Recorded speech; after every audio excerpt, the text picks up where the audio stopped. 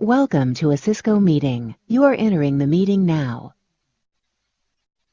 This meeting is being recorded. You are the only participant.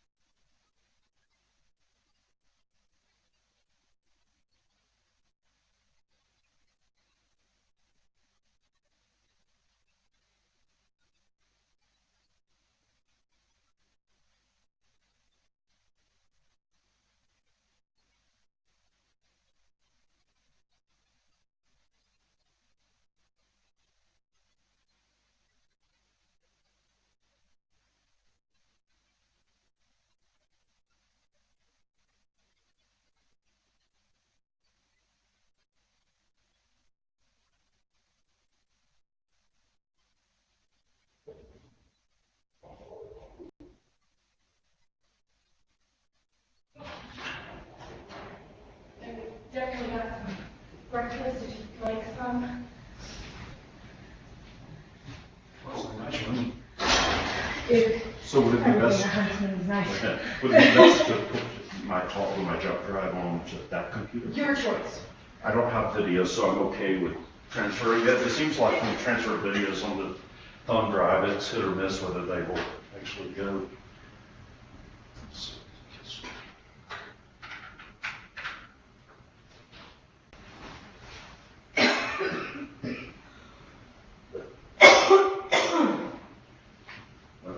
Not my brother, my cousin is with the FBI. At one time, he was doing forensic accounting with the FBI, where basically, they could break into everybody's business systems and look over their books, because there was a bunch of carrots money getting washed through Silicon Valley companies.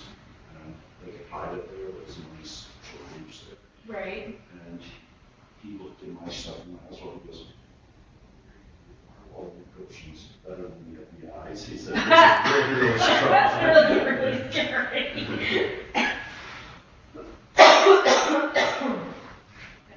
Sorry.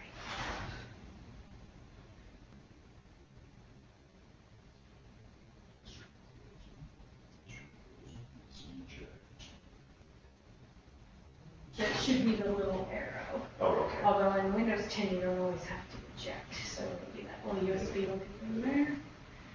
I usually don't eject, and I got somebody told me to do that recently. If there's an option, you should. Yeah, whatever you tell me. If there's not an option, some of the new operating softwares can deal with it. Good morning, Haley. Good morning. This is Dr. Eubanks. Haley is our IT. So nice to meet you. How are you? Doing well. We just loaded him onto the desktop. He does have some video. I do not. Oh, you do not have No, it? that was fine. Oh, I was okay. willing to flip it over there. All right. It was under good shape there, and I will run through, make sure I didn't. Any audio or? Just this one now. Okay. There's a slide answer just right next to it. Just turn on the Turn it on. other side. Yeah. There you go. Pointer is the green line there at the top. There you go.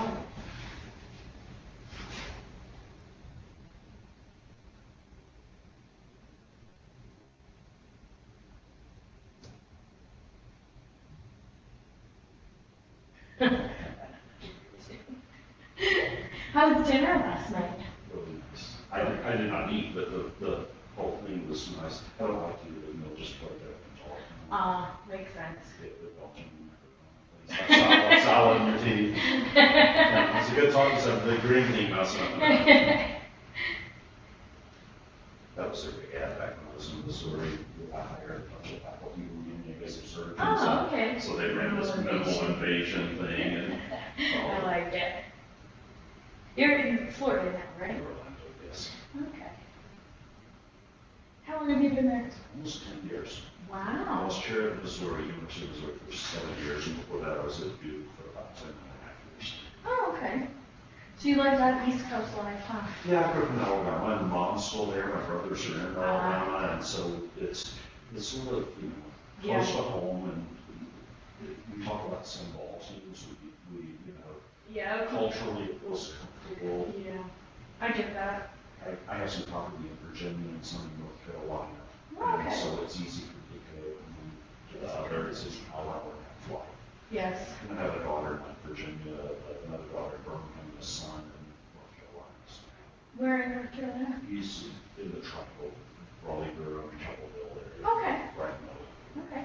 Is that where your property is as well? My property's about 2 hours east of there. I had a buddy who had about 900 acres, and at one end of his property, another farm came up for sale, and he didn't have money to buy it. He called me because he was worried there was some bad folks who wanted to buy it, and he was going to edge him in.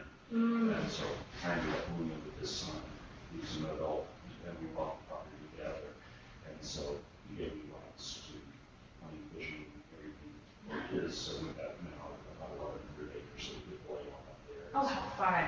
But My it's- dad's there in Emerald Isle. Oh, yeah. Yeah. And then he's got land inland into Hubert. Okay. Yeah, this is up in a place called Northampton County, very, very rural. And it used to be Right. Now it's about 80% employee. Everybody sits around doing that all day. And Great. yeah, yeah. Yeah. Yeah, you can't leave anything without you out this makes me silly. Yeah. That's what Dad says out on his land. Yeah. I think we're good. Okay, perfect. But so, I don't know. Just shut it down or. Yeah, totally up to you. Is there a way to go all the way back to the beginning on that one? Just like to click through.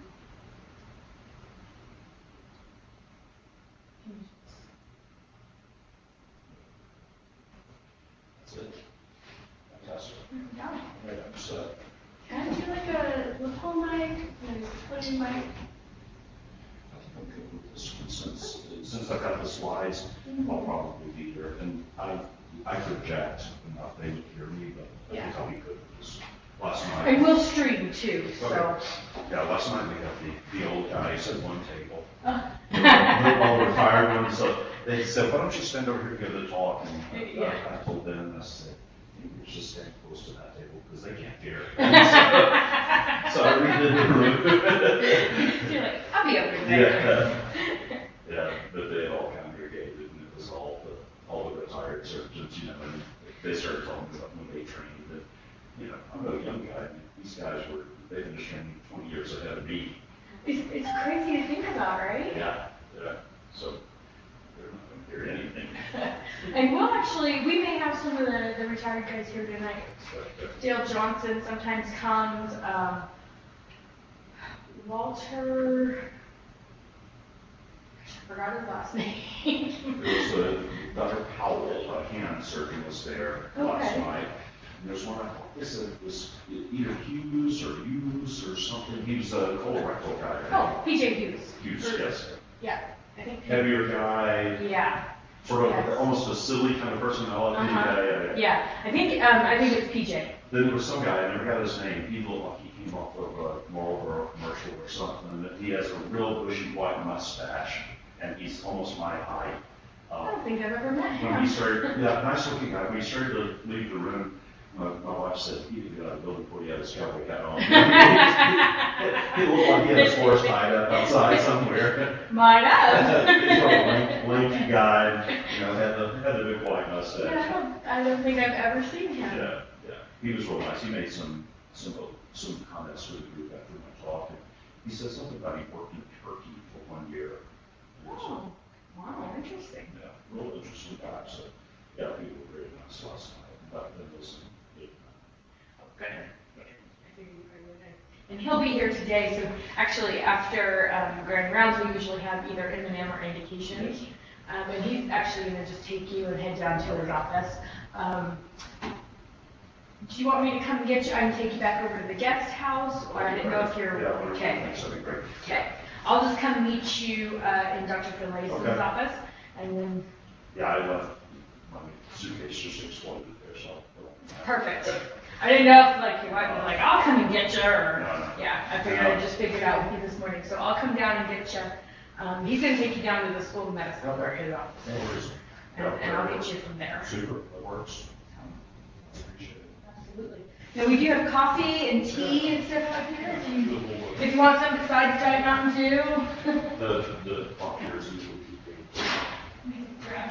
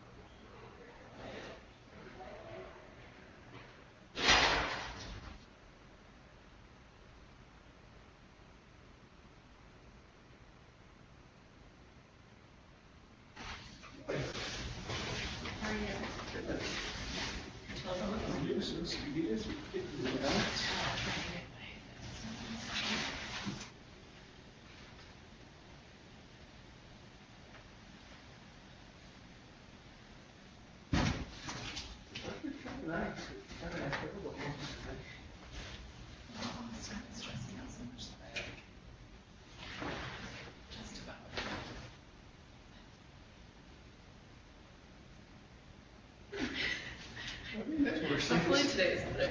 Yeah.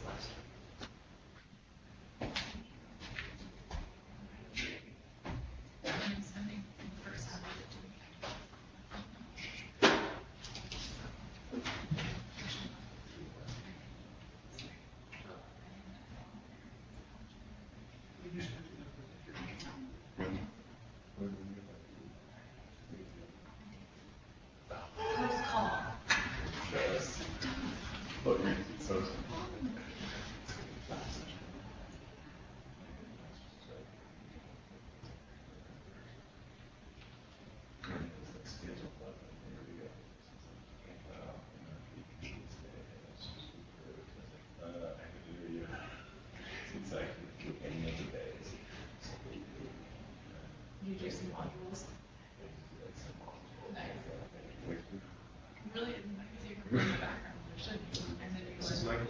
Yeah. There.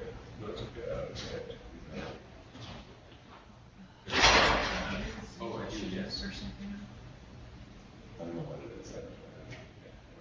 Yes, do you need me to come back and get it to you? And you can tell the patient that we messed up. Okay. It's not like, it's not. Okay. But it's Emotional. I can be back either at 8 or 9. Is this the thing? Is this the thing where I can kind of sit in the background? Okay, I'll send you a text message.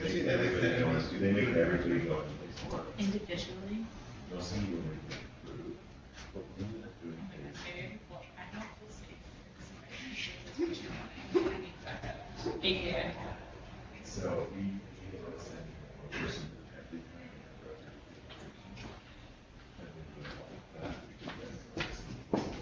Wait, what'd you do?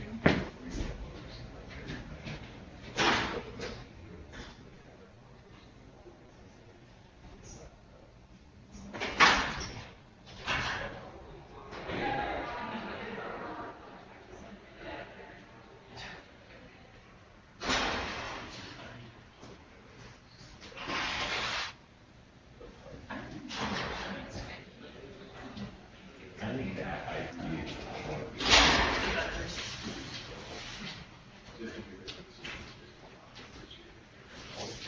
Yeah, okay.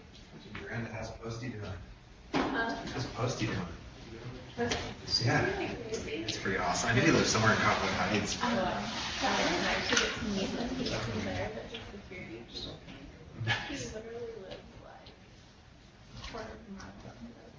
That's so cool. He gets like randomly spawning around, you know.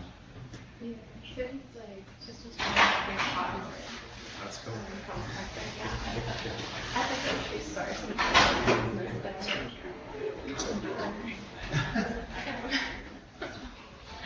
That's cool. He goes to his own grocery still. Yeah. Apparently he like drives around with a big bag and he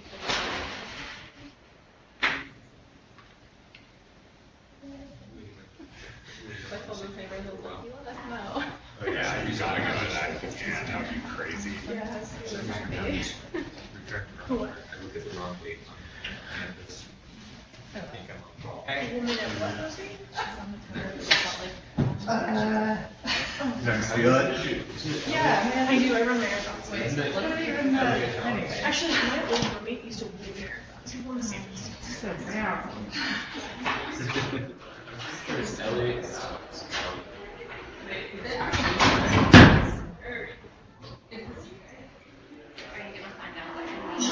Yeah, totally.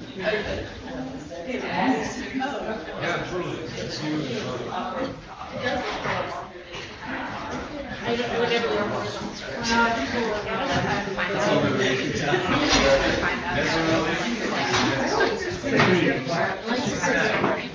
I think that's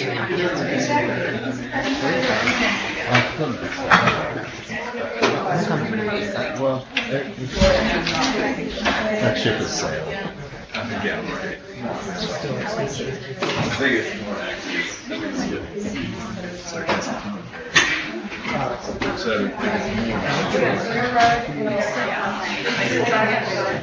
Yeah, so I got the, and then I got a driver. And you guys remember, hold on, I called Warner. You're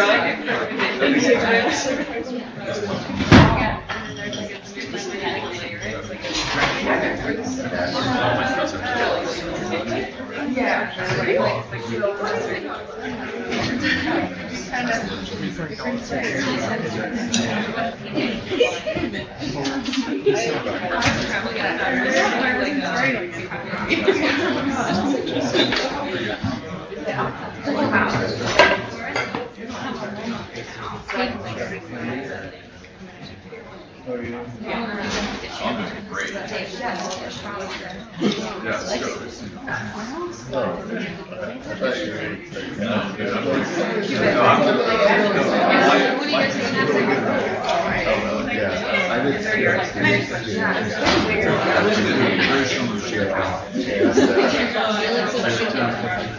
I was like, oh, it's time for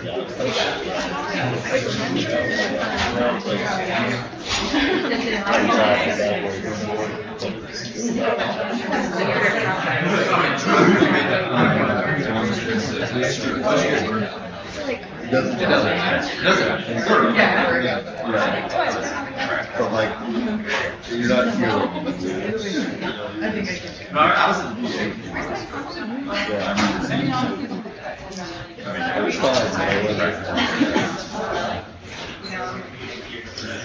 wasn't close. I get to stay in.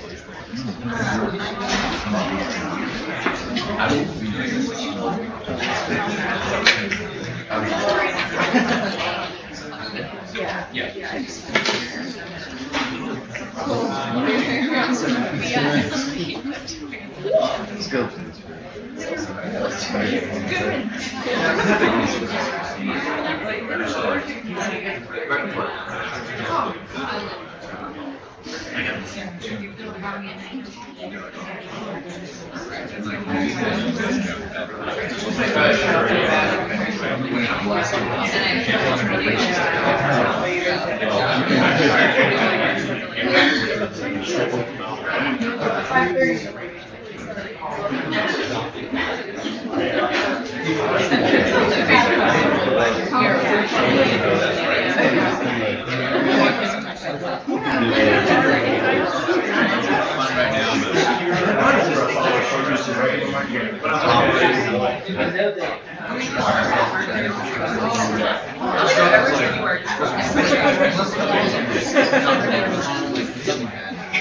Martha finally decided to work. Yeah. I don't think I've ever seen you dress like that. I just sit right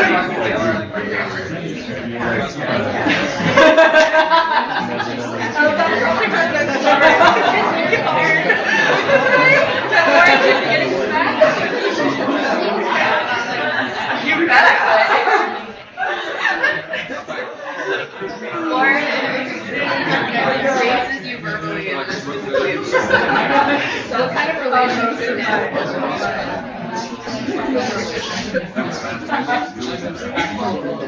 You don't say it.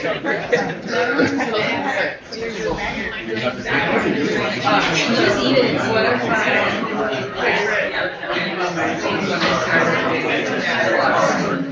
All right, so good morning, everybody, and welcome back to Grand Rounds. A couple of announcements to start off with.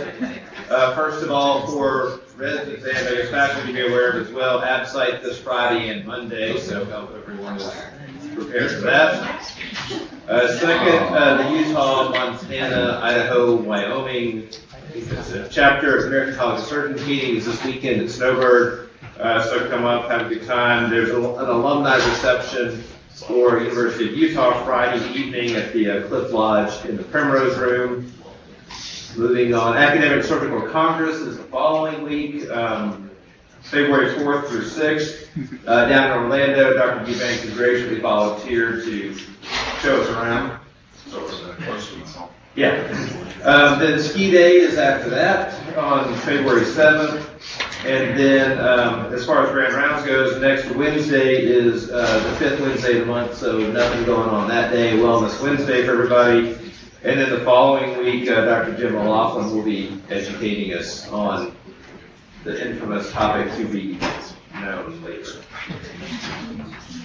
So, our speaker for this morning is Dr. Steve Eubanks. It's my pleasure to introduce him. He is a native of Birmingham, Alabama, ultimately graduated medical school from UofU, and then pursued residency at a little community program, Georgia Baptist Medical Center, which was during the advent of laparoscopic surgery in its infancy in the United States. He then went to Duke University as a laparoscopic fellow, and immediately upon completing this fellowship, he was named director of endoscopic surgery, and then rose to the ranks and ultimately took over the job of chairman at the University of Missouri, and is currently the chair of academic surgery and executive director of the Institute for Surgical Advancement at Advent Health Orlando. He was gracious to speak to us last night at Salt Lake Surgical about various international travel experiences through Saudi Arabia, North Korea, and other international destinations.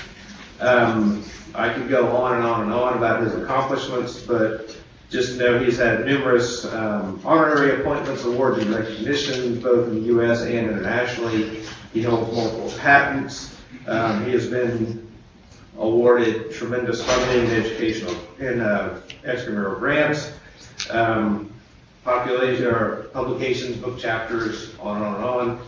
So the true expert in minimally invasive surgery is going to tell us where we've been and where we're going. Thanks so much, Barley, and thanks to all of you. It's great to be with you this morning.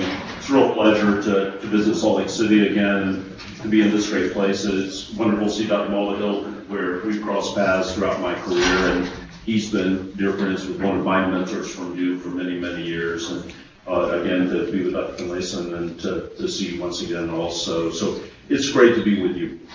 Today we're going to talk a bit on some things that seem to bounce around. Hopefully there is a bit of cohesiveness, but talking about where we've been, where we are, and where we're going. When I do grand rounds, apologies to the faculty, but almost always I really focus on the residents and the students and try to set some context for you and hopefully give you some tidbits that you may be able to integrate into what you do now, what you're thinking about your future, and if anything, I hope that you can take away. People of my generation, one of the things that has occurred is that surgery today does not look like what we thought it would be. It changed dramatically from the time I entered surgery until we practice today. Yes, some of the core principles are the same of how we deal with patients, the kindness, the compassion, our excellence in care, our knowledge base, but how we actually practice surgery is very, very different. I could not have imagined 25 and 30 years ago I would be doing the things that I do today because those procedures did not exist as they do now. And if you talk to your vascular surgeons about what they were doing 20 years ago versus what they do today. And so part of the point is going to be we don't exactly know what you're going to be doing 20 years from now, but what we do want to talk about is some of the history that got us to where we are, some of the foundation, and where we can glimpse into the future, what's taking place there. As Farley mentioned, I am a surgical inventor. One of my daughters says I have 45 patents. I don't know, 30-something at least. But I continuously invented. I've started multiple companies. Right now, these are 3 active companies. None of my talk today will have anything to do with them. And of my disclosure, there's nothing from an industry standpoint that applies to what I'm discussing. This is a photo of the hospital where I work now. Most of you, being in an academic medical center, probably know nothing about Advent Health or what was Florida Hospital. To be honest with you, when I was asked to do an interview there, I'd never heard of it. I had asked, what city, where is this place? And I arrived there and thought, how did I not know about this place? We're actually #1 in the nation in volume in several different categories. Some of the cardiac areas, some of the neurosurgical areas. Our main campus is almost a 1,300 bed hospital. We operate under one medical license in Orlando and have 10 hospitals in Orlando in that one license. So tomorrow I could go and operate at any of those 10 hospitals. I have privileges at all of them so the surgeons can move from one to another. Our faculty move from different hospitals. And where needed, if you need special ICU care, you can post your patient at another facility. And that gives us over 3,000 beds in the Orlando area. The Institute for Surgery, we're moving more and more out of a departmental to an institute model, but we're a digestive health and surgery institute, and that means within Central Florida we have 16 hospitals under that umbrella. Currently we don't have the West Division. Probably 2 years from now we'll bring them in to the fold, and that will give us 25 hospitals in that one grouping. So it's a big impact. Across the country we have about 50 hospitals. So it's a big situation. When I went there I was asked to make us more productive in academic activities and to make us more innovative, and that's been the focus of a lot of what I've done of growing our residency and our academic output over the last few years. So we're going to talk about minimally invasive surgery, the past, present, and future. My own experience with minimally invasive surgery started well before the laparoscopic era. As you'll tell throughout the talk, I'm a bit of a slow learner, and I did not get into medical school straight out of college. I got in on my 3rd try, so the 2 years between College of Medical School. I was advised, and it was great advice, to go be a surgical scrub tech. So I went and started working, and I scrubbed with all different specialties. I initially started working at a place where they had residents, and I noticed that after every case, the residents kept a log of their cases. I thought, well, if they're doing it, I should too. And so I entered med school with my log of having scrubbed over 1,500 cases, and I knew what the cases were.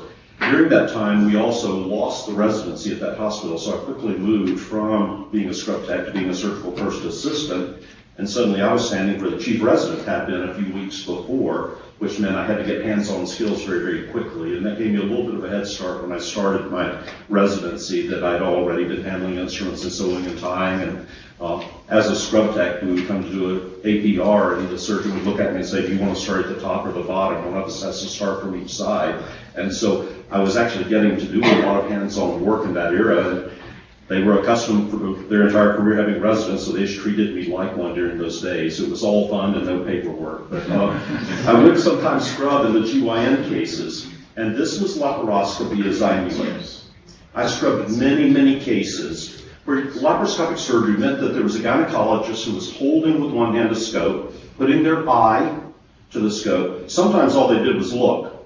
There were other times they would put one more port and a straight rod, they called it a stir stick or a probe, and they would lift the fallopian tubes or sort of mess around a little with the ovaries or point out some endometriosis. The really advanced guys would sometimes burn the endometriosis, but that was it. And so as the person first assisting, they would sometimes say, hey, do you want to take a look? Of course, yes, I do.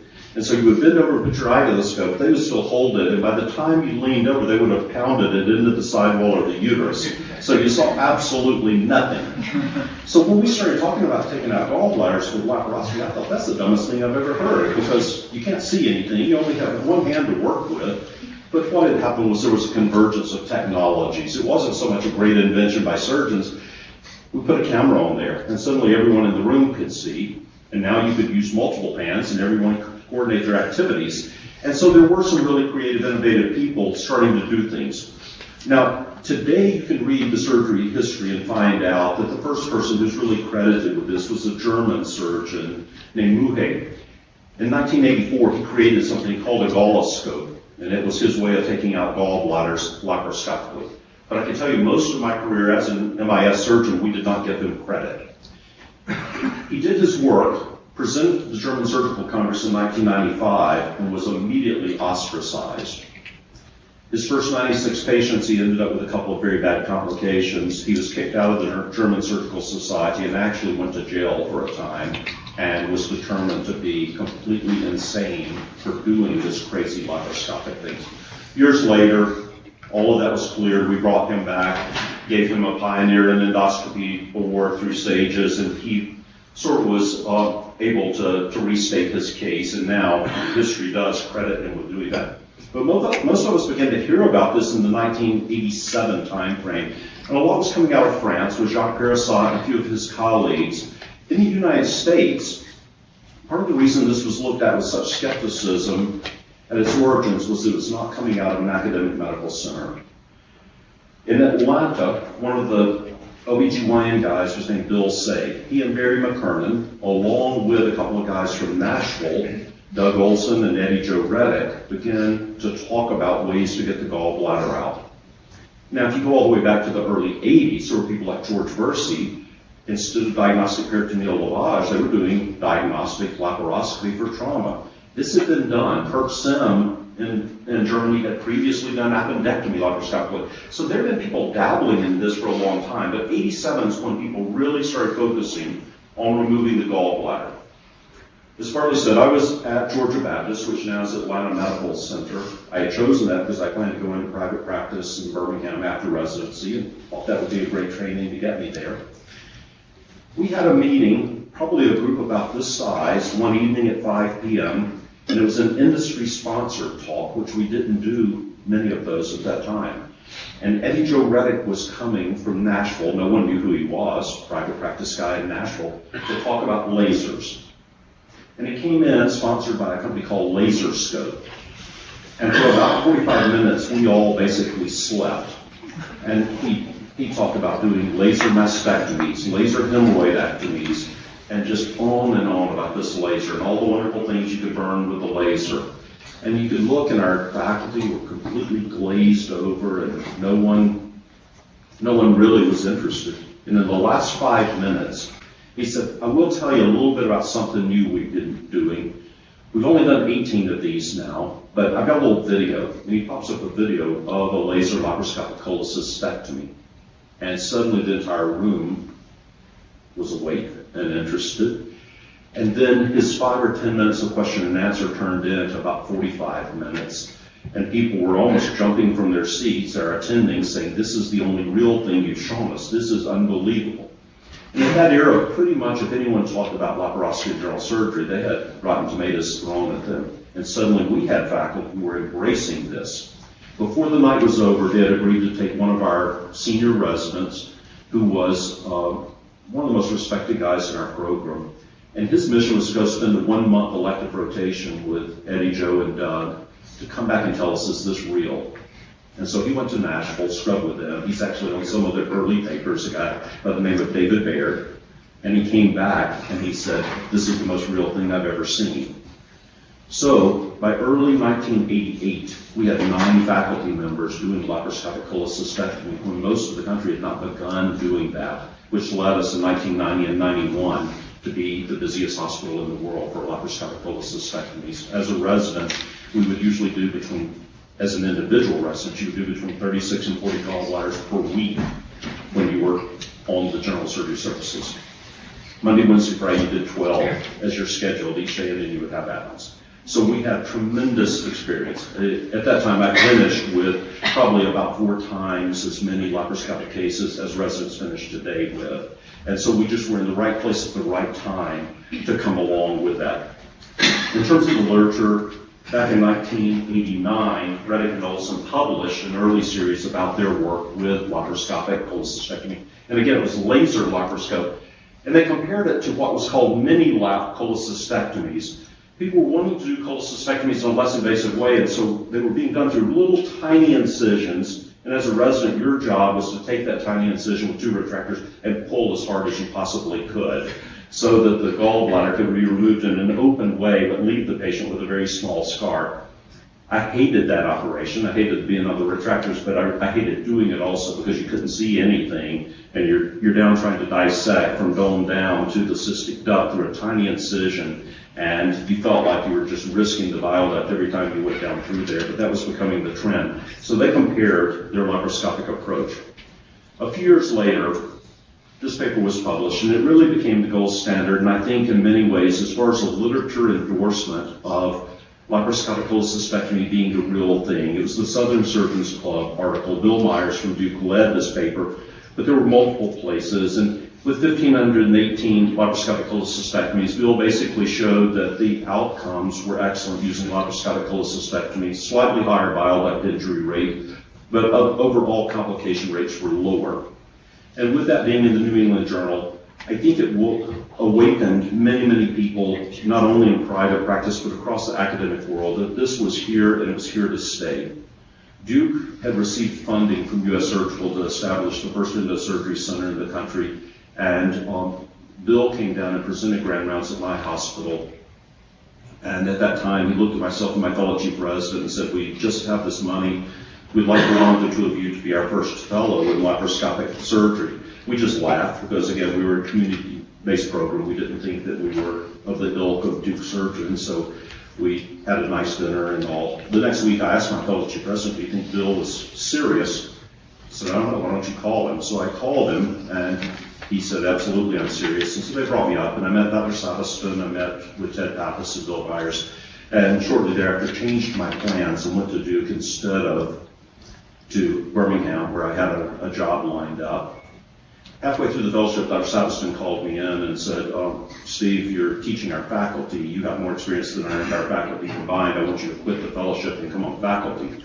And a few of the faculty members will know this. You never told Dr. Savaston no to anything. That was completely taboo. Whatever the man said, you did. And I actually said, well, thank you, sir, but no, I have a job in Birmingham with 2 very nice gentlemen. I'll be going back to private practice. And I got what we refer to as the pig face. He stuck his lower lip out, sort of shook his head. He said, we'll talk again in a month. And so we talked a couple of times, and then in December that year, he called me in and wanted to speak with me. And I called my wife and I said, I probably will not have a job as of this afternoon. She said, what?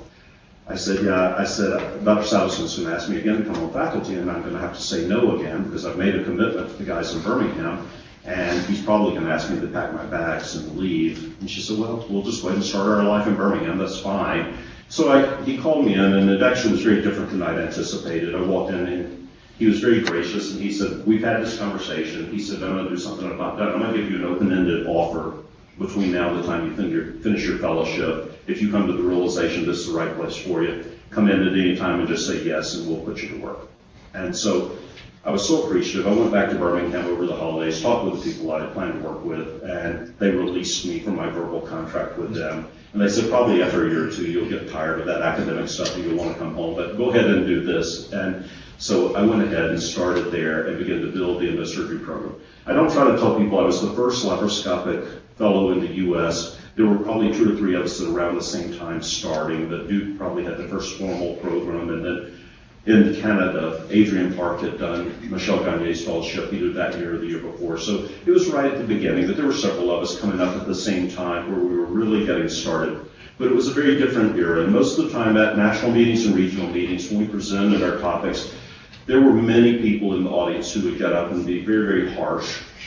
It was difficult at first because most of the people at a national meeting who would get up and be incredibly critical were the people I had read their textbooks and their chapters throughout my career and had great respect for their work, and they would go to the microphone and just blast you. And even at Duke, some of the most respected people whose work I'd read a long time would stand out in the hallway while you operated, saying loud enough for you to hear that it was a travesty that we were putting scopes in people and that should not be allowed and things of that nature. So there was a bit of an uphill climb, and that required that we publish our work, we do real science, that we really look at our complications, honestly report, and that allowed us to gain a foothold and over time win over the naysayers. Early on, we realized that what we were doing was a transition not just in American medicine, but international medicine.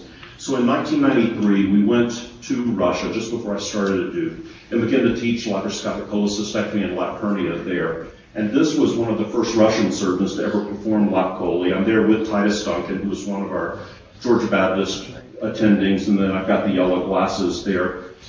We had done a couple of lap choles to teach them. We'd done some lab time. We spent 14 days working with them, and then the next day, this is when I just finished the first lap hernia in Russia, and the patient waking up after that operation. So we saw the need to expand this knowledge, but also there were pockets around the world of people doing some really innovative, creative work. As I mentioned, in France, it was already taking off, and people were traveling to a lot of countries. As I said, we went from one eye to the scope to being able to see, and that changed our educational approach to surgery. Suddenly, instead of spending hours and hours staring at the back of someone's head, reaching around to hold a Richardson retractor, from the day you walked in the OR as a medical student, you saw the same thing the surgeon saw. You saw every dissection move. You had it magnified. And so we backed up our education to the point where we could have everyone watching. We could take things, blow it up to a giant screen, whether it was anatomy or surgical technique, could show external, internal views, and we had to rethink how we taught procedural medicine in that regard because we had so many other opportunities. Today, every resident in our program has mandated video review time with the program director. They come to the PD with videos of the operations they've done, and they sit and they do the talk, just like I did back in football and basketball days of sitting with a coach, going over what you did and what you could do better. It's just part of our training and has been now for a couple of decades. We also started trying to say, what can we learn outside the operating room better than the way that I was taught with open surgery of everything pretty much was learned at the table. And we started spending more and more time. You can see this is just one of the old plastic boxes, and they have a blue file sitting on top of it so that the resident can't cheat and stare through the top and has to look at the monitor to be able to do the skills. Of course, we have much better simulators today and other things, but there is some value in doing the practice and that type of thing. I won't go into all the stories I told last night, but this type of work led to some crazy, crazy experiences. During the Russia time, I did end up getting taken off to some industrial park by the Russian mafia where they negotiated selling me to another mafia group, and I guess I was not of value. They did not sell me. And then later in the trip, the mafia got me again. So 2 times on that trip, I was taken away by the Russian mafia, and that was a bit unsettling. Ted Pappas and I had operated on the Queen of Saudi Arabia in 1993, and then 5 years later, we were asked to fly to Riyadh and operate on the King, where he had ruptured his gallbladder 3 months earlier, and they were waiting for him to die, and he would not die. So we flew over and we did lap chole and someone who had 7 abscess rings in their abdomen and a bit of a mess. But that went very well. So Pappas and I went over and took a team and did that. And then the press just basically said they had a gallbladder operation. It was a little more than your regular gallbladder, but that all went well. I never exactly knew what this said. I think it says, "I love Duke, go Blue Devils," but I'm not sure. But the King did recover. He woke up and he lived 5 more years after that. And at first it was tense, and then a few days later we began just to play a bit in Saudi Arabia, ride camels and go look at the rugs and the gold and things like that. With one of your graduates, Dr. Soper, he and I had the privilege of doing 3 textbooks together along with Lee Swanstrom. And this was published fairly early on, and quickly it was translated to Mandarin, which opened the door for us to begin teaching. And we did some of the early laparoscopic stuff in China as well, which today is amazing what's going on in China with minimally invasive surgery. I early on also started doing a lot of work in South America. This is my friend Juan Picol, who Dr. Mulvihill knows. He is actually one of the most brilliant technical surgeons who I've ever worked with. Dr. Picol is now chairman at Hospital Italiano in Buenos Aires and is an amazing laparoscopic liver surgeon.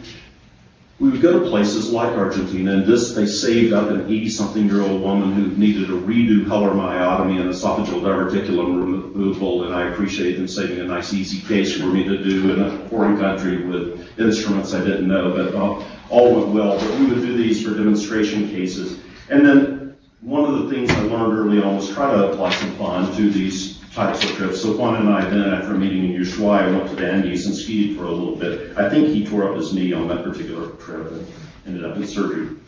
One of the things that happened with the advent of minimally invasive surgery was that we changed the way we thought. When I entered surgery, in my first 3 years of residency, it was very much old surgical dogma. And I remember in my second year thinking, I'm not sure why I'm studying a dead field. And it felt like the kid who has to learn Latin instead of learning French or Spanish. Because I found myself spending hours and hours studying and memorizing exactly how Dr. Halstead did his first and second hernia operation, how Dr. Bassini did this. And then we're going and we're doing 100-year-old operations, and I'm thinking, have we really not come up with something better in the last century? And it just seems so much was in rigid old dogma. When minimally invasive surgery came along, I actually resented it a bit because I love doing open gallbladders. I didn't want my good cases to go away. But I found that the thought process was different. We were allowed and encouraged to challenge the way things had been before. So not only did we start doing laparoscopic cases, we started examining everything, saying, is there a better way? Is there a better way that's safer for patients, that is less invasive, that perhaps is more cost effective? Can we do what we do better? And residents were encouraged to challenge what had been. So at one point I asked the question, why are laparoscopic instruments 5s and 10s? Who decided that? And no one really decided it. And if you take calipers to measure, none of them are 5s and 10s. They may be 8s and 12s or different sizes. But it had just sort of been an industry thing of that's what we're going to do. So the question then became, how small can we make the instruments and effectively do what we do? So in '94, I began working on many laparoscopic instruments, and then this ended up being a patent that was published in '97, but we started working on this in '94, and that entire line of instruments was 1.7 millimeters in outer diameter.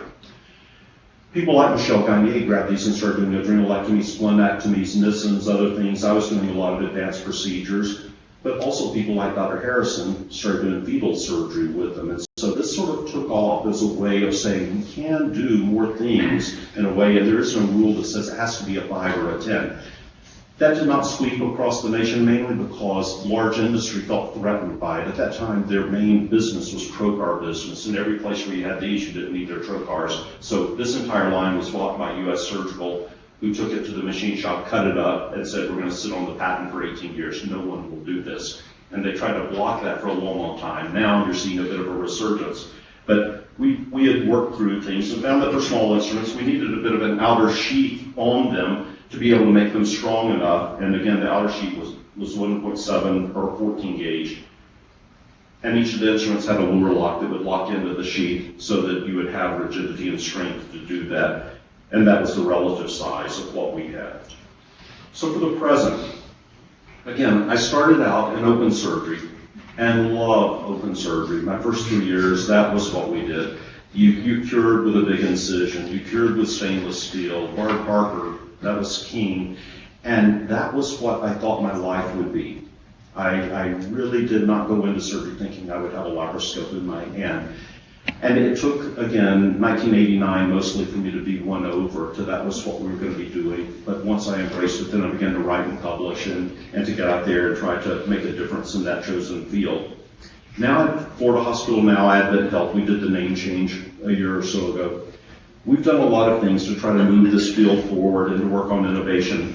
And a lot of it comes around our education. It's not just what I do technically or my colleagues do technically. It's what we're training the next generation of medical students and surgeons to do.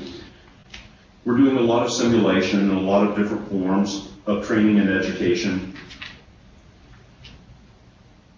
We've seen a little bit of a change of things like trying to make it better with single incision laparoscopic surgery. And I think that was a bit of a flash in the pan. There's a lot of enthusiasm, but the enthusiasm quickly declined. But now it's coming back around with robot single incision surgery, and there's a renewed interest. We always have to say, is it as good as the least invasive thing that we have? So are we better off with a single 4 centimeter site, or are we better with several 2 millimeter sites?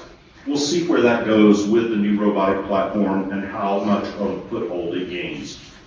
But for the residents and students, one of the things that I like to emphasize to our own trainees is that things will not stay the same. And I think of surgery a lot like a whitewater world. It's going to move fast.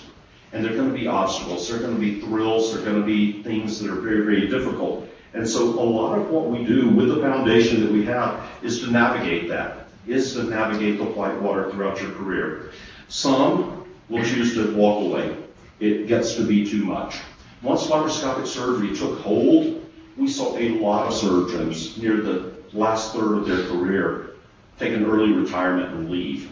It was just too much change for them. So there would be people in their late 50s and early 60s who would quit 10 years before they had intended to. They could not embrace that change, refused to embrace it, and just said, I'm going to go do something else.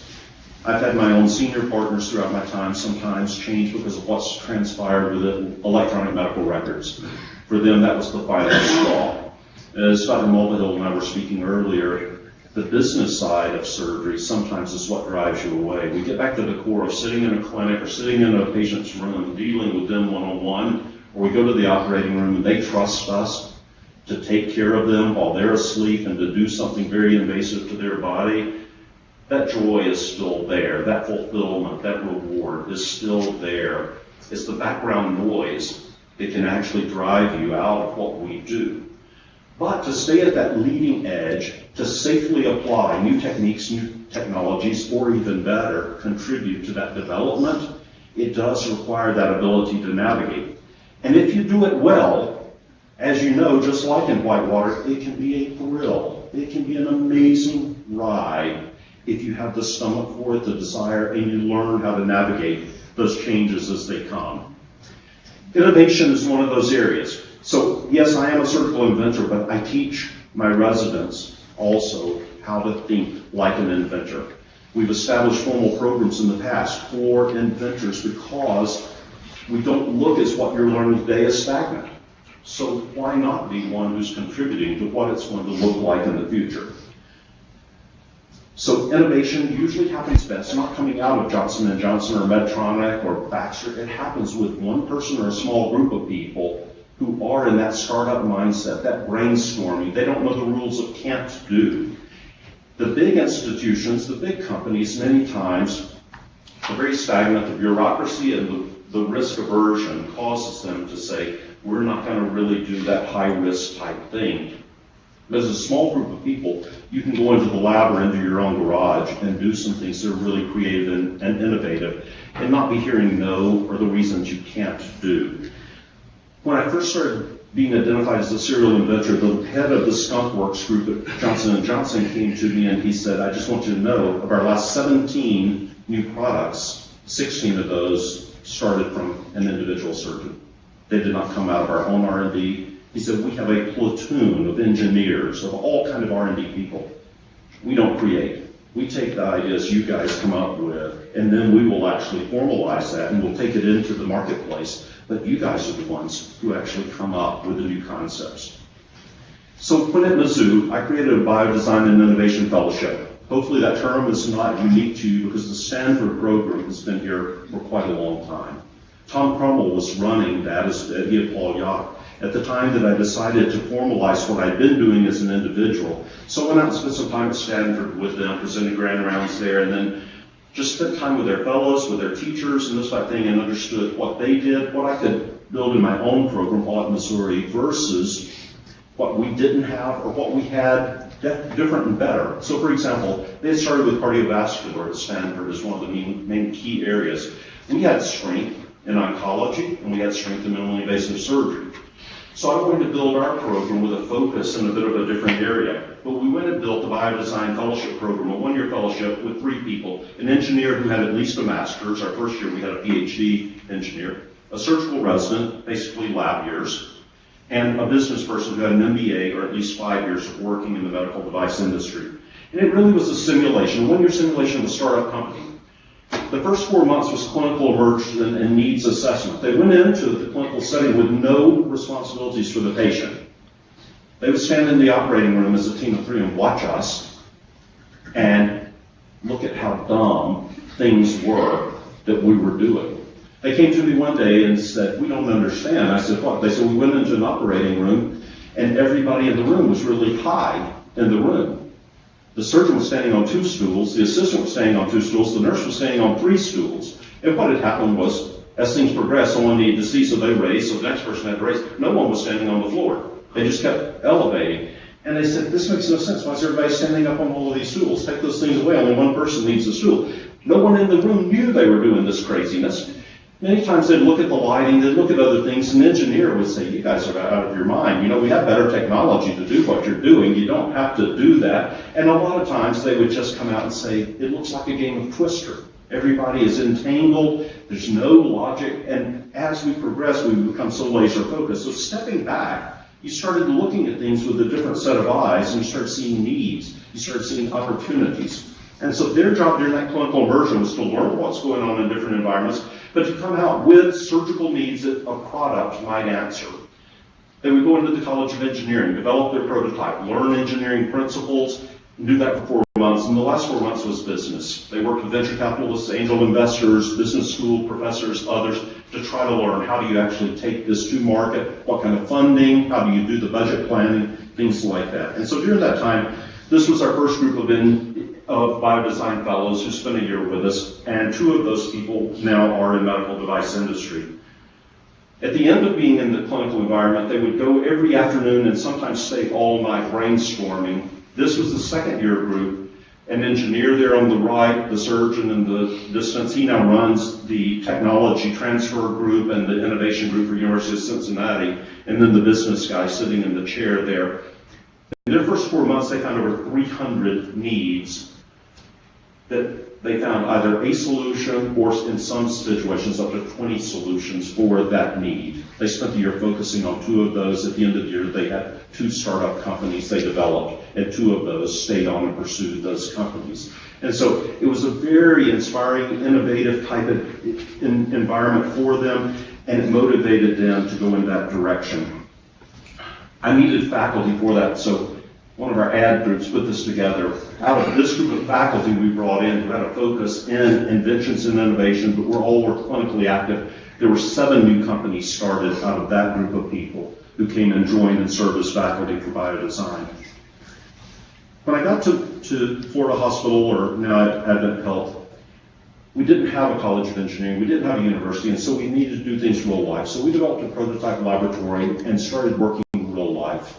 Whatever we were doing was faculty members, different specialties or residents to work on their own innovation. So we hired 3 engineers to work on putting things into SolidWorks, doing 3D printing, taking these ideas and taking them on to a clinical setting.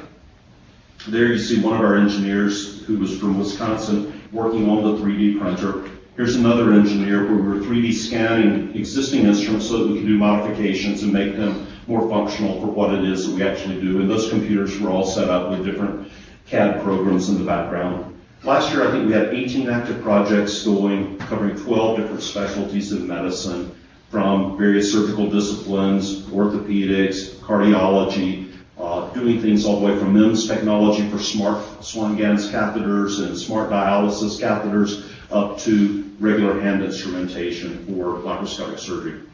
We needed a place to test these. We have the Nicholson Center, which some of you, especially faculty who have done robotic training, may have been to Celebration at the Nicholson Center, but that was an hour drive across town for us, so we built our own center there on campus at the main campus in the north part of Orlando. We had a small little room that was for the prototype development, but we also had a room where we have 10 stations where we can go down and actually in cadaveric models, simulators, or porcine models, test our instruments, test our new procedures, test our ideas, and then of course we use this for teaching and training of other procedures.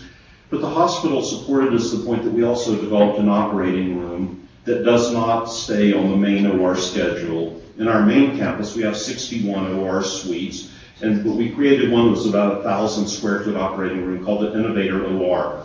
And in that, on the days we're not doing something novel, neurosurgery uses it, usually pediatric neurosurgery, but it is a designated room where we can take new products, new ideas. It has a 10-person viewing room so that the engineers and the company people sit in there, but everything in the room is plug and play, whether it's a new monitor, a new robot, different things, and we call it the Innovator OR.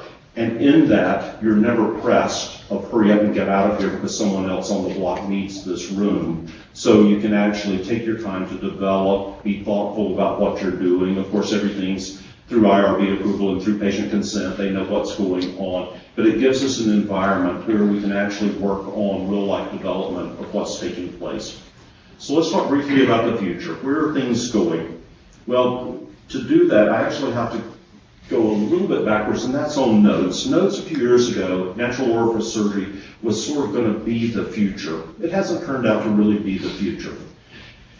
Feasibility's been shown, but it's not been something that everyone said, okay, we've got to do all of our operations and take things out transgastric, transvaginal, transrectal to get abdominal organs out. But what we did was we learned a lot of lessons from the research in nodes and the development and instrumentation development. And so that has been applied in different ways. Here you can see a nodes view of an appendix. And so nodes appendectomy was extremely feasible. You get a great view. We had instruments where you could do that, and you could pull an appendix out of the stomach and then close the stomach or out of the vagina. So yes, it can be done. It just wasn't any better or any safer than what we were already doing. So it just didn't get that traction. But through the development of that instrumentation, we learned that there were a lot of things that are probably better than what we have been doing. And so in that, I'm not sponsoring this course or anything, but here today, for example, in June of this year, you can go with Dr. Ponsky, who helped develop the PEG procedure, and his group, and look at doing POEM,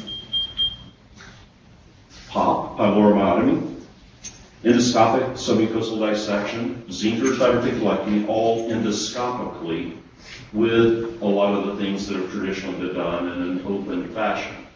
That is taking off. That is gaining traction. And so we're seeing a convergence of minimally invasive surgery and endoscopic techniques like we've never seen before. So the form in which it takes acceptance is unknown, but it's almost certain that we're going to see an increased convergence of endoscopic techniques and of minimally invasive techniques. Again, I told you I'm talking to the residents and the students. Endoscopy was a 1-month rotation when I was a resident. Everyone sort of dreaded it because you didn't get to operate that month. And we had to hang around with some gastroenterologists, and culturally, they weren't us. And so we go down and we put scopes in people dying to get back to the OR. Today, you've got to have a different mindset about it. And the reason is so many of the things that have been the bread and butter of what we do are moving to an endoscopic solution. And no one is better prepared to actually do the aggressive endoscopic procedures than the surgeon. For an endoscopist to have a perforation, that's a big problem. They now have to call another specialty as an emergency to come and repair the hole that they cannot close. For a surgeon, we can send the patient and say, I'm going to go as far as I can go with this endoscopic approach, and if I make a hole, then I'm going to convert to a laparoscopic or an open procedure and take care of your problem. But I'm here to take care of your problem, and it's not that big of a deal. This is what I do. But I'm going to give you a shot at having it through your mouth or transanally to take care of this problem. As you know, things like TAMIS, the transanal surgery, has taken off tremendously in the last few years. But that's in the hands not of the gastroenterologist, but of the surgeon. I have an entire talk about this topic, but I'm going to show you one of these studies. And I wanted to point out a couple of things on it. First of all, this was published in 2009. This comes out of Korea, but it just as easily could come out of Japan. It could come out of China, where there are the publications for thousands and thousands of cases. This happens to be 1,000 early gastric cancers in that year-and-a-half period at that hospital. But you will find many, many publications of this nature. About 10 years ago, Asia is about a decade ahead of us in this work. We are gaining, but they are about a decade ahead. And it could be esophageal, this could be colon, it can be many different areas of the GI tract where these, a few years ago, would have all been surgical patients. Now, unblocked resection 95.3 complete, 87.7, delayed bleeding, significant bleeding less than 1%, perforation 1.2, but closed with clips or endoscopic suturing devices, 0.2% of those patients went to surgery. You will see publications where there are 1,000 patients, 0 go to surgery. So not only are we not getting the 1,000 cases, we're even getting the complications. They've learned to use the Vesco clips. They've learned to use the Apollo suturing device. So they don't call us. They don't need us. And that patient population, for many early phase diseases, are moving out of the hands of the surgeon. I've gone, I've been there, I've watched, and I see what they're doing, and they're doing a beautiful job. At my own hospital, Rob Hawes leads our Center for Interventional Endoscopy, and they do so many more cases than we as surgeons do of the things that when I was in the open era, when I was in the early laparoscopic era, all those patients were ours. They never get to us now. Last year, I probably did 2 or 3 color myotomies per month. I think they did 85 Cohen procedures in the hands of the gastroenterologist last year. So that business is going away from me because I didn't want to point. So here you've got lots and lots of things, and again, I could go to different organs, I could show you just one after another of this. Just because we're 10 years behind doesn't mean that's not coming in our direction. Today, we're at a point where surgeons can be the ones doing this, and as I travel to Chile, to Brazil, to Argentina, to Europe, most of the people who are doing this are surgeons. In Asia, it's gastroenterologists, largely, some. In the U.S., it's almost always gastroenterologists, and we have very few Dr. Konskis who are actually taking this on. So the robot. We can't talk about the future without talking about robots. And of course, this is the Da Vinci, which all of you are familiar with. So what does the future of robotics look like? It's really unknown what the future will be. We know it's expensive. We know there are exciting possibilities. And we know there will be expanded indications. Now, does the future of robotics look like this? An MIT bug robot. This would be Dmitry Oleynikov's view that we can actually, through a natural orifice or through a forceps, drop in a tiny bug-like robot. We can then control it, goes and does different procedures with just a tiny incision or no incision, that we're going to get smaller and smaller in that regard. It probably won't look like this, of there actually being a humanoid robot doing the surgery for us, but probably somewhere in between Da Vinci and that. So it's a topic of a lot of discussion. But quite honestly, if you look at all the hospitals in the United States, it's a relatively small percentage of hospitals that actually own the robot. When I created this slide a few months ago, there was about 1,800 worldwide, but only 14 robots in all of Latin America. I did hear that last quarter Intuitive sold 800 new robots. So that number is exploding in terms of what's taking place with that. And right now, between your service contracts and all platforms costing close to $3 million per. So a lot of money going into that. And as you know, per case costs are very, very expensive. So this is something that's going to continue, but when we actually look at the results, we see that most published reports aren't showing a significant patient advantage currently, certainly for digestive diseases, but there's increasing interest in this being utilized and it's being embraced in an increasing way. My disclosure is that I'm fully trained on Intuitive. I've gone through the entire process. I've done about 10 cases. I'm fully trained on Synhance, the second FDA-approved robot, and did, I think, 5 cases on it. And now I do not do robotic surgery in my day-to-day practice. It makes me slower. It makes me more expensive. It makes my court sites bigger.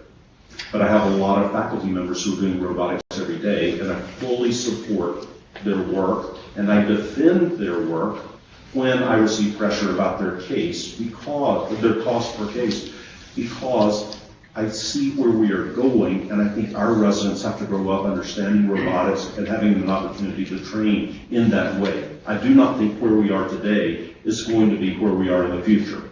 If you don't think that the problems are significant, look at the MAUDE, M-A-U-D-E, MAUDE database.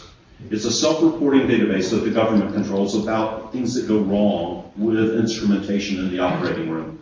We are supposed to report, every operating room is supposed to report, and every company is supposed to report. It's horribly underreported, and there are still tens of thousands of reports about problems with the robots being reported to the MAUDE database. So we're seeing injuries, we're seeing deaths, we're seeing equipment shut down in the middle of an operation. So you can look there and get good information about what's taking place. Working at Advent Health, in the past few years, about 10,000 surgeons per year come and get robotic training at our Nicholson Center. So we are a big, big robotics place. We have over 30 robotic platforms in our operating rooms, and we've got massive numbers of simulators where our individuals, our faculty, and our residents can be trained and can practice on things like mimic simulators. But if you think Da Vinci is the only game in town, I think this is an important thing for you to understand. These are the surgery platform companies. There are over 80 companies right now, all the way from hair implantation to spine, transanal, general surgery, cardiac, urethra, blood, heart, skin, thyroid, dental, neuro, eyes, ENT, lungs, knees, hips, abdomen. Lots and lots of robots are in development. Da Vinci was the first 18 or 20 years ago to be FDA approved. Synhance was the second for the abdomen. But you go to your orthopedic department, they're using robots probably here today.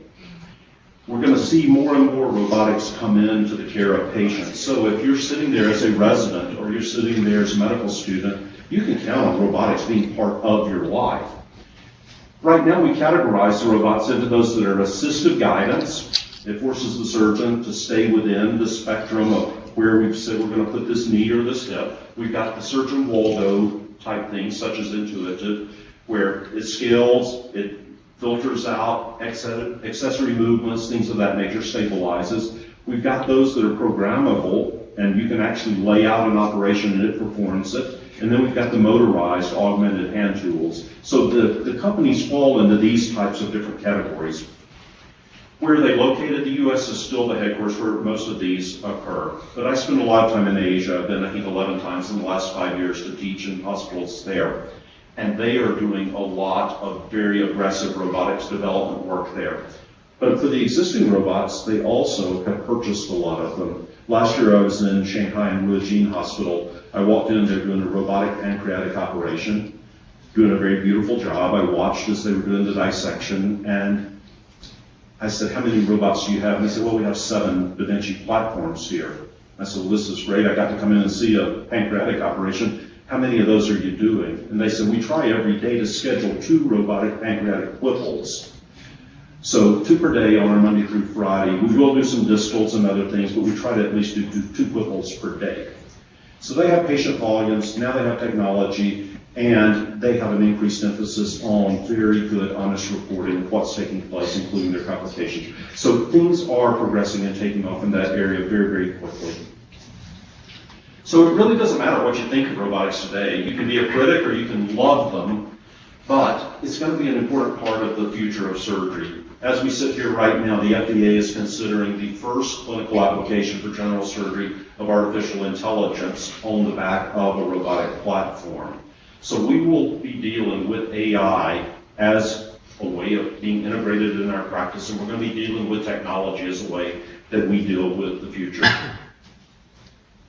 What we did is we said, okay, let's just accept it. Let's admit that, even if we don't really like today, we know it's coming. So for our residents, what we did is we created a longitudinal curriculum throughout, from day one until the time you finish. There is a formal curriculum that our residents have to go through. We have the self-directed learning for the CBL modules. We have a backpack simulator. We have labs that are scheduled that they have to attend, animal, cadaveric. We even have a robotics boot camp where people learn the basics of robotics, and we pull them out of clinical duties and go to the lab and do the boot camp. Then, as we have ongoing laboratories, we have PGY level appropriate skill development, and then they learn robotic principles very early. Then we have an experience learning. So before you sit at the console, you have to be at the bedside for at least 10 cases, document your 10 cases. Then we have the teaching console. So you start by sitting at the teaching console, having bits of the operation handed over to you, progressing up to the point that you're the one actually, as a resident, doing the robotic procedures. Then we do the outcomes review of all of the residents' robotic experiences, and we do the film sessions of outside the OR, going over again. How could you do this better? How could your moves be better? What do you need to go back to the lab and practice? So we've just decided to dedicate that as part of what our residents will get as they go through training. So the negatives about it is very expensive. It does require special training for our surgeon and the team. There's a big learning curve. It's very expensive per case cost, and that's something that I, or Dr. Mulvihill, or Dr. Finlayson, we have to fight and we have to argue, because there's going to be a finance guy breathing down our neck about you could be doing that cheaper. And that's a look at today. It's not a look at the future. There's larger access ports currently, but Senhance has come out now with a 3mm instrument line for the robot. That will push Da Vinci to also get smaller on the instrumentation. And then the complications still are something we cannot sweep under the rug. We have to accept those and then correct them. The positives, it's wristed instruments. You can do some pretty incredible things. The visualization is probably one of the things I like the best. You see beautifully. The surgeon actually controls the camera and multiple instruments. It makes an average surgeon, technical surgeon, better. Doesn't necessarily make a really skilled, advanced, mature surgeon a lot better, but you take someone who's junior in their skill sets or someone who's maybe not a whiz at doing things, they do look better on a robot. And it's going to be an important part of our future. So in summary, the minimally invasive surgery is a very dynamic field. The paradigm is shifting. A lot of the changes are directed at making what we do less invasive. Flexible endoscopy is going to be an important part of your future, and we don't know what will dominate the next decade. I do think for digestive diseases, the area in which I work, the future is incredibly promising. And again, for those trainees, I think this is an area where if you have vision, if you have that drive, if you have that willingness to work late at night when other people have stopped working, not only can you be at the leading edge from a competitive standpoint, but you actually can be laying down history. You can be contributing to what the future of surgery is going to look like. And if we go back to that early days where I was learning 100-year-old operations, to me that's a fascinating, exciting point of what we do and what we invest ourselves in, just to be able to have that kind of impact. I want to thank you for your attention. I'll be glad to entertain questions.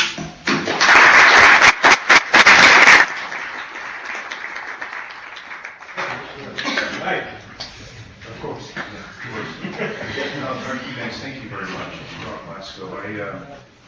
I very much appreciate the perspective, especially your historical perspective. You pointed out something that I hadn't quite considered as I watched the evolution of laparoscopic surgery back in the early 90s when Dr. Mulvihill brought lap Foley to UCSF when I was a resident. And then again, as a fellow, I worked with Lee in Portland for a year, who is the most remarkable person, but the most annoying person to work with. And you know what I mean. Yeah, I did 3 textbooks with him. I know very well. He's a dear friend, but yes. But as the insight that you gave me in terms, I think, for all of us, is the value of minimally invasive surgery in its educational benefits in terms of us seeing, everybody seeing what we're doing. I appreciate that perspective. So just that comment. But as I think about this concept of innovation in healthcare, and specifically in innovation in surgery, as I think about your comments, it seems to me that the innovations that stick, if you look at laparoscopic surgery, innovations that made it, that were successful, were those that create value for the principal stakeholders. And the stakeholders are the patients, we all would agree, the surgeons, we would agree, and then the people paying for the innovations, the payers. And that looks like this could be the government, it could be an employer, it could be a patient who's paying out of pocket.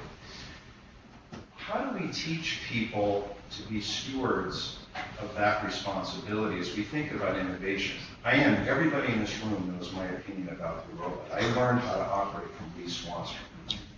I'm a critic, and it sounds like you're a critic, as I would expect based on your come from, being judgmental. But it seems to me as we think about technologies like the robot, who is the stakeholder that's benefiting?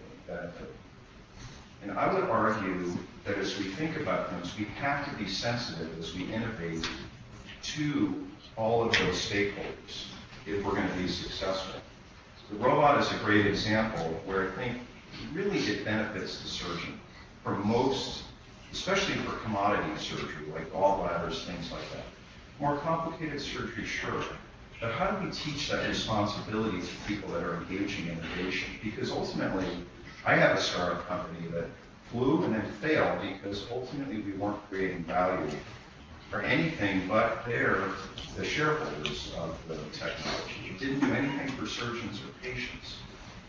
There's a lot of money being spent and a lot of interest in technology coming forward, but I think that as long as we lose sight of the ultimate objective, we're not successful. So, does that make sense? It makes complete sense. And if I still had the Biodesign Fellowship Program, I'd ask you to come and give that lecture to the fellows, because that is part of what we talk to them about, the filtering process of those solutions that they come up with. And those very points that you made about is there value of the things that allow those things to be sustainable. If they do not actually have the ability to boil down that new idea into an elevator pitch where they can go through that argument for the value to the patient, to the surgeon, to the marketplace, we say that's probably not a good solution. If you say, every time I do a hernia, I want to add $1 million to the cost, but I've got a really cool device, it's not going to happen. So we want the innovators to have that mindset and that filter. But also, if you don't, the marketplace or the government's going to filter it for you. And you will go for a very long distance, spend a lot of money, whether it's your own or someone else's, to be crushed. A few years ago, I founded a company with a guy who actually was an interventional cardiologist on a totally endoscopic solution to bariatric surgery. I'm not a bariatric surgeon, but I saw a need for this. Turns out, over the next few years, there were 10 companies in that space. There were 4 that were going to be FDA approved, but there was fear that would add so much cost to the healthcare system because of the rising incidence of bariatric procedures that the FDA changed the rules, causing all 10 companies to crash. We had already done our European trials, and we got killed. So if I'm hearing you correctly, in the way that Rob framed it, what you're saying is that an important stakeholder that we should be considering with robotic surgery is future generations that we don't know yet. That this is something foundational that may not be cost effective right now, may not be providing a lot of benefit, but because it's generating new techniques, new instrumentation that potentially could have some downstream stakeholders who would benefit. Yes. If we go back and look at history, natural orifice surgery, I think you're making the same argument. Even though that was a total bust, maybe that's an overstatement. Close. There was a lot of instrumentation development that occurred in relation to trying to develop. But I think the jury's still out on the question of, given how much attention, how much billions of dollars spent in people's time and effort and grants, et cetera, to develop natural orifice surgery, and was it worth it for the incremental benefit in instrumentation? I think is the question. I think there were a couple of things that came. One was the endoscopic advanced procedures, whether it's within the wall of an organ, whether it's the submucosal, things of that nature, the poems, the endoscopic submucosal dissections. That was part of it, but I think one of the things that happened culturally was it forced us together with gastroenterologists. All of the notes work was done with advanced endoscopists and surgeons sitting together trying to come up with solutions, whereas 5 years earlier it would have been a territorial turf war of you stay out of my procedure, you stay out of my procedure, and at odds rather than saying, okay, let's put the stakeholder, the patient first, and say, what is the actual best way to get to that disease, effectively cure the disease, hurt the patient the least. I think that it is unlikely that these guys, 30 years from now, 25 years from now, if you're standing here doing the history of what happened, that you're going to be showing pictures of people sitting at a Da Vinci platform. I don't think that's what robotics 30 years from now looks like. It may be something that's fixed in the room. It may be something that goes inside an office. Who knows? But I doubt you're going to be sitting in something the size of a tractor trailer parked inside your operating room to accomplish that.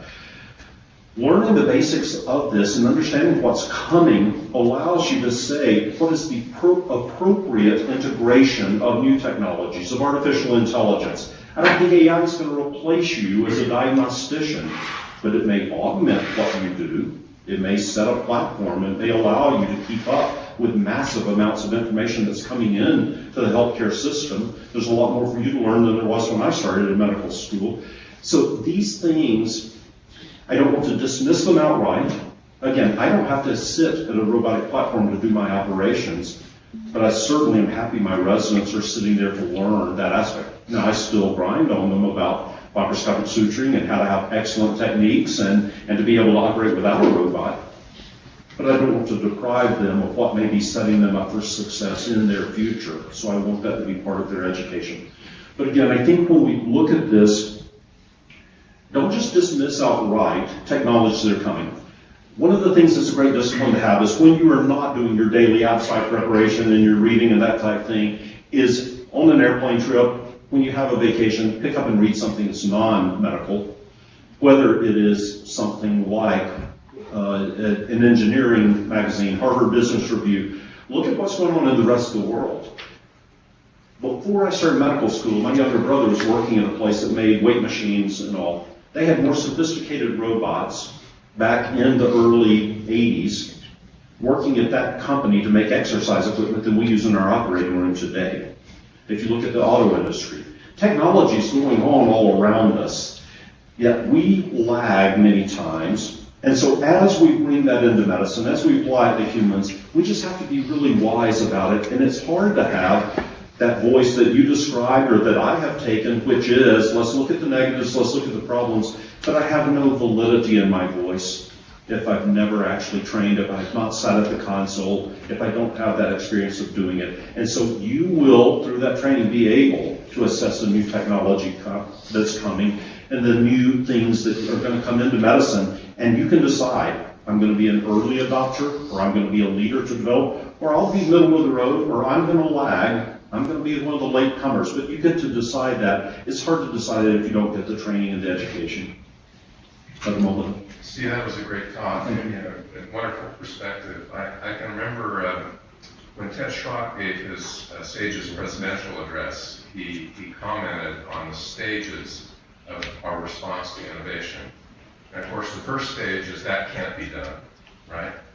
And then it's proven that it can be done, and the next wave is that should not be done. And we saw that with laparoscopy. And then the third wave is I can do that. And the problem with I can do that is at least in this marketing thing, right? Before the technology really is proven to be effective, we have people out there touting it, let's just say. And I think the framework that we're trying to develop here is one around value, which you could think of as some index of appropriateness, the quality of the outcome, including this patient satisfaction, indexed against the cost of what we're trying to do.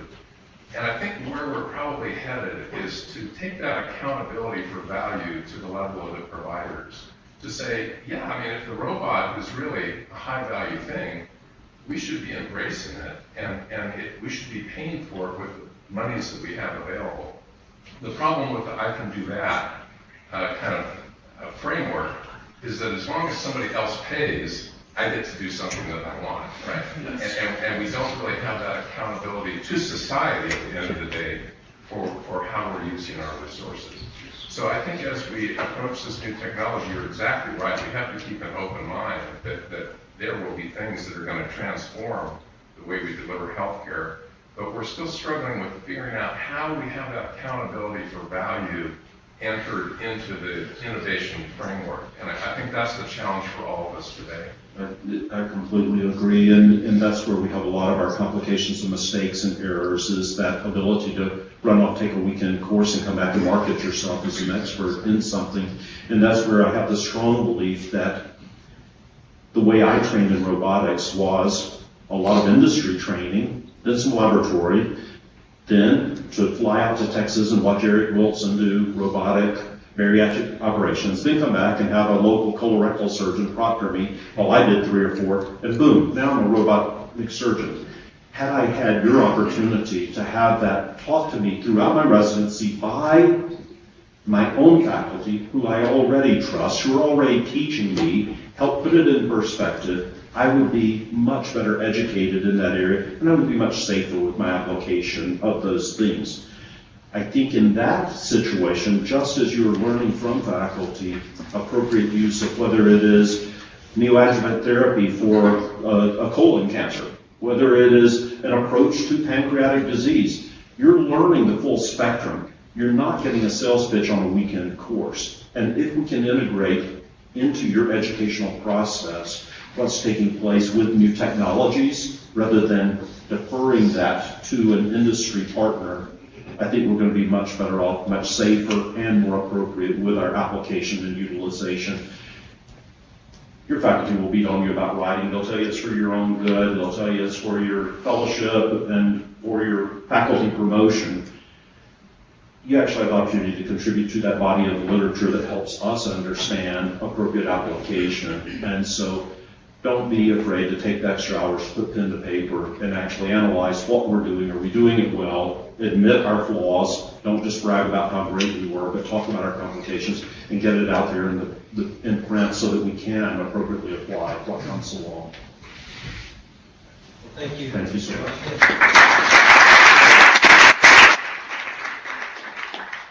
5 minutes in.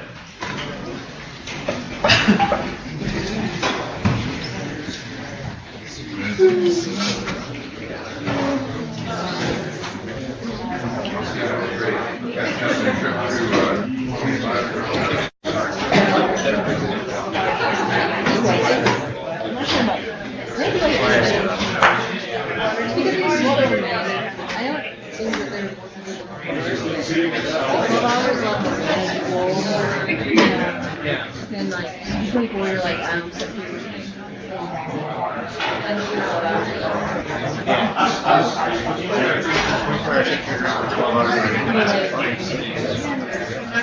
especially if you're tired and like you know, like passing them down.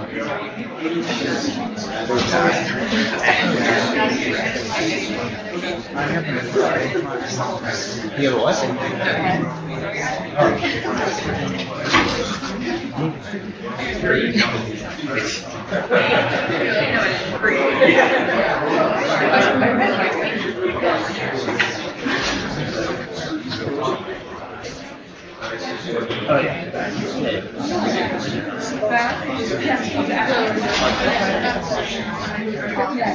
I asked her.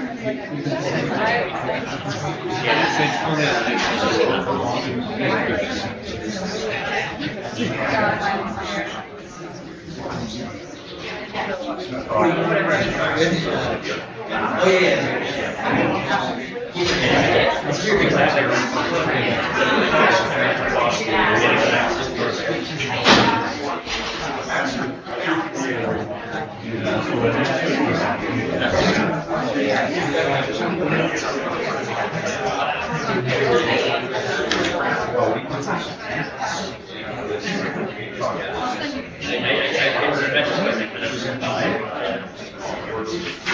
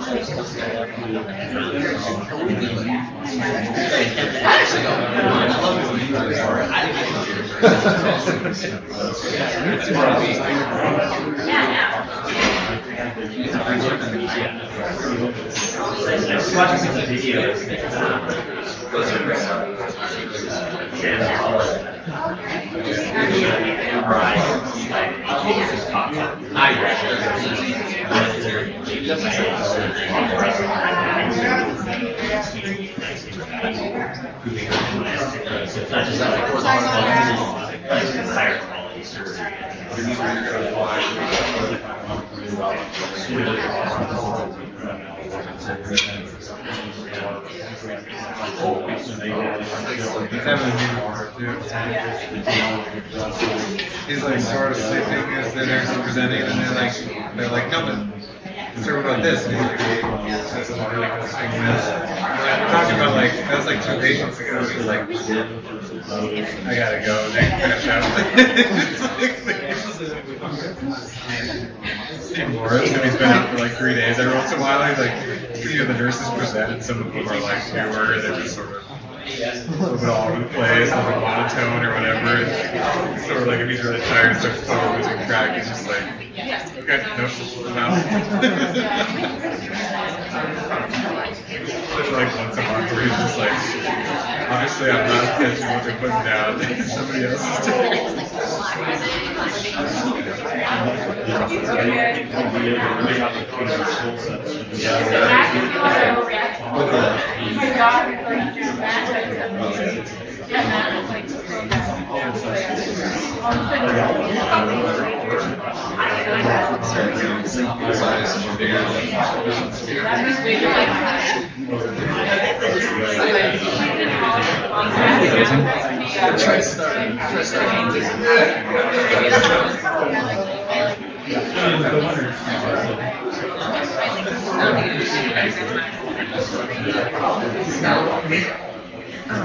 Why is it literally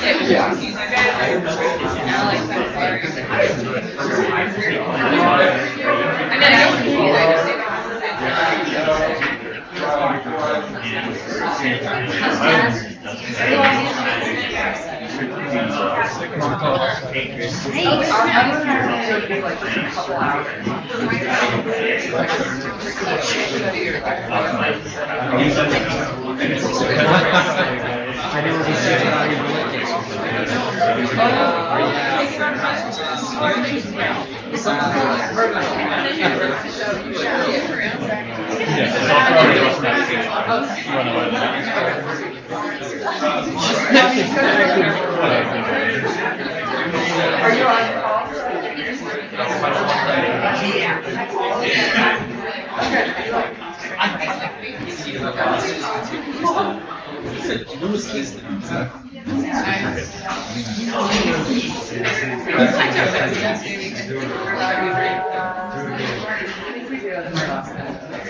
I think that's my next weekend. Yeah, we should go.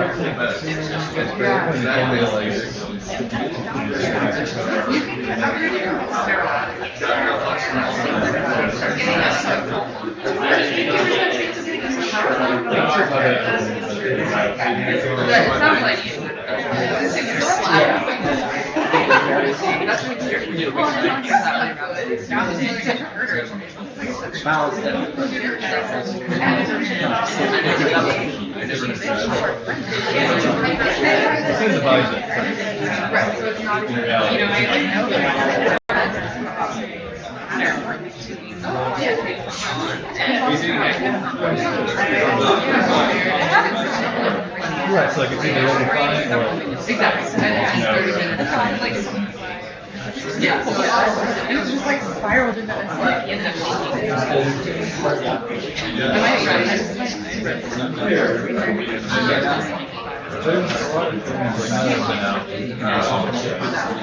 it's just one of these things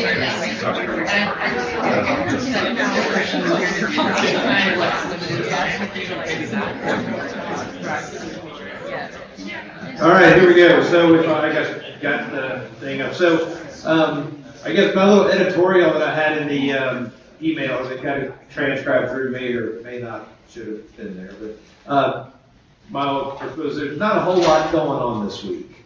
Nothing real sexy or glamorous to talk about. So, but we'll get through it. Yeah, 30-day readmission, okay, fine. But I mean, so basically, like last week, let's just kind of focus on the occurrence, see what we can do, and if there's processes we can improve, let's talk about that, not so much the indications and whatnot, unless that's an important part of the occurrence. So Felix, get us started. All right.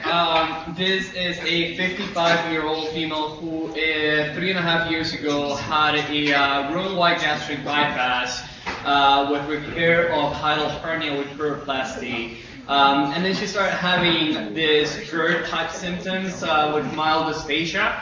Was worked up and was found to have a recurrent hiatal hernia. So she went to the operating room for set repair. We did another pleuroplasty and a gastropexy. Unfortunately, her hospital stay wasn't complicated. Unfortunately, 2 weeks after her surgery, she contracted maybe like a virus or some cold from her family, and she started coughing. With the coughing, she got dehydrated and had inability to tolerate PO. She was in communication with our office, and the concern was with the nausea and vomiting that she was also having, that she might have reherniated. She came to the ED, CT scan showed intact repair, and was admitted for observation for IV hydration, and was able to start slowly advancing to clears. And then she was able to go home without problems. So. I think So process standpoint, did she have to go to the ER?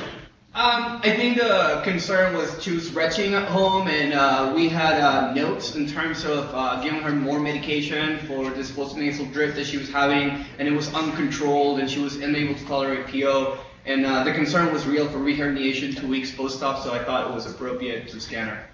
No, I'm not talking about scanning her, but sending her to the ER to get a scan. No, she could have been seen in clinic. Dr. Fargo? What if she would have reherniated? Then, how would that have changed your management plans 14 days, 13 days after